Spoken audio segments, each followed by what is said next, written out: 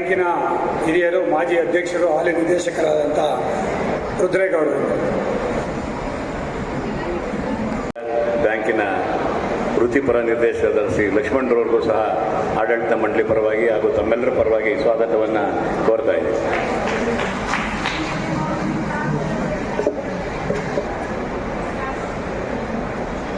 The Janata cooperative bank Malleshwara ಇದು ತನ್ನ 61ನೇ ವಾರ್ಷಿಕ ಮಹಾಸಭೆಯನ್ನು ಆಚರಿಸುವ ಮುನ್ನಾ ದಿನ ಪ್ರತಿ ವರ್ಷದಂತೆ ಬ್ಯಾಂಕಿನ ಸದಸ್ಯರ ಮಕ್ಕಳಿಗೆ ಏನು SSLC ಮತ್ತು PUC ಹಾಗೂ ಕ್ರೀಡೆಗಳಲ್ಲಿ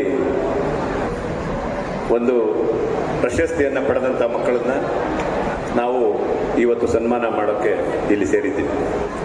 ಈ ಸುಂದರ ಸಂಜೆಯಲ್ಲಿ ಈ ಮಕ್ಕಳನ್ನು ಉದ್ದೇಶಿಸಿ ಅವರಿಗೆ 4 ಹಿತವಚನಗಳನ್ನು ನುಡಿಯಲು ಬಂದಿರುವ ಕರ್ನಾಟಕ ರಾಜ್ಯದ ನಿವೃತ್ತ ಹಿರಿಯ IAS ಅಧಿಕಾರಿಗಳು, ಬೆಂಗಳೂರಿನ ಎಲ್ಲ ಸಂಘ ಸಂಸ್ಥೆಗಳಿಗೂ ಸಹ ಚಿರಪರಿಚಿತರು, ಕರ್ನಾಟಕ ಸರ್ಕಾರ ರಚಿಸಿದಂಥ ಗಡಿನಾಡು ರಕ್ಷಣಾ ಸಮಿತಿಯ ಅಧ್ಯಕ್ಷರೂ ಆಗಿದ್ದಂಥ ಸಿ ಸೋಮಶೇಖರವರು ಈ ಒಂದು ಸಮಾರಂಭದಲ್ಲಿ ಬಂದಿದ್ದಾರೆ. ನಿಜಕ್ಕೂ ಇವತ್ತಿನ ಏನು ಪ್ರಶಸ್ತಿ ಪಡೆಯಲು ಬಂದಿರುವ ನಮ್ಮ ವಿದ್ಯಾರ್ಥಿಗಳು ಧನ್ಯವಂತರು ಅಂತ ನಾನು ಈ ಸಂದರ್ಭದಲ್ಲಿ ಹೇಳೋಕ್ಕೆ ನಾನು ಇಷ್ಟಪಡ್ತೀನಿ. ಪ್ರತಿ ವರ್ಷ ಕಳೆದ ಸಾಲಿನಲ್ಲಿ ಸುಮಾರು 168 ವಿದ್ಯಾರ್ಥಿಗಳು ಈ ಪ್ರತಿಭಾ ಪುರಸ್ಕಾರವನ್ನು ಪಡೆದಿದ್ದಾರೆ. ಸುಮಾರು 3,34,000ಗಳನ್ನು ಖರ್ಚು ಮಾಡಿ ಆ ನೌಕರರಿಗೆ ಪ್ರತಿಭಾ ಪುರಸ್ಕಾರವನ್ನು ನೀಡಿ ಅವರ ಮುಂದಿನ ವಿದ್ಯಾಭ್ಯಾಸ ಶುಭದಾಯಕರವಿರಲಿ, ಚೆನ್ನಾಗಿರಲಿ ಅಂತ ಹೇಳಿ ಈ ಬ್ಯಾಂಕ್ನ ಆಡಳಿತ ಮಂಡಳಿ ಅವರಿಗೆ ಆ ಸವಲತ್ತನ್ನು ನೀಡ್ತಾ ಬಂದಿದೆ.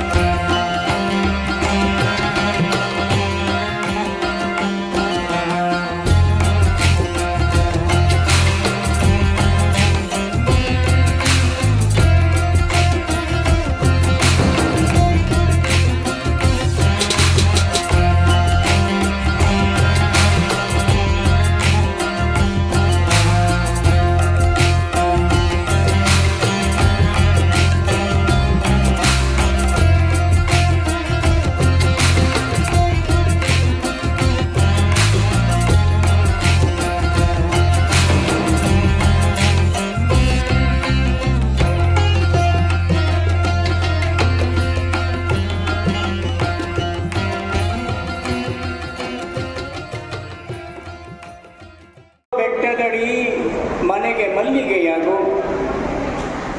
ಕಲ್ಲಾಗು ಕಷ್ಟಗಳ ಮಳೆ ವಿಧಿ ಸುರಿಯೇ, ಬೆಲ್ಲ ಸಕ್ಕರೆಯಾಗು ದೀನ ದುರ್ಬಲರಿಗೆ, ಎಲ್ಲರೊಳಗೊಂದಾಗು ಮಂಕುತಿಮ್ಮ ಅನ್ನುವ ಕವಿವಾಣಿಯನ್ನು ಸ್ಮರಿಸಿಕೊಳ್ತಾ, ಬೆಟ್ಟದಡಿಯಲ್ಲಿ ಹುಲ್ಲಾಗಬೇಕು,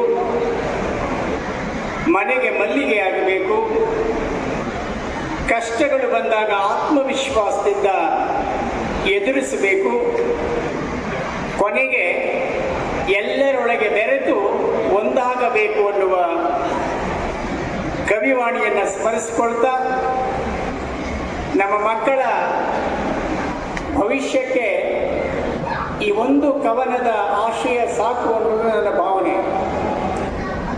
ಇವತ್ತು ನಮ್ಮ ಜನತಾ ಕೋಆಪರೇಟಿವ್ ಬ್ಯಾಂಕ್ 1964ರಲ್ಲಿ ಸ್ಥಾಪನೆ ಆದದ್ದು. ಅಂದಿನಿಂದ ಇಂದಿನವರೆಗೆ ಗ್ರಾಹಕರ ನಂಬಿಕೆ, ವಿಶ್ವಾಸ, ಅವರ ಕಷ್ಟಗಳಿಗೆ ಸ್ಪಂದಿಸುವ ಭರವಸೆ ನೀಡುವಂತಹ ಒಂದು ಸಂಸ್ಥೆಯಾಗಿ ಕಾರ್ಯನಿರ್ವಹಿಸಿದೆ.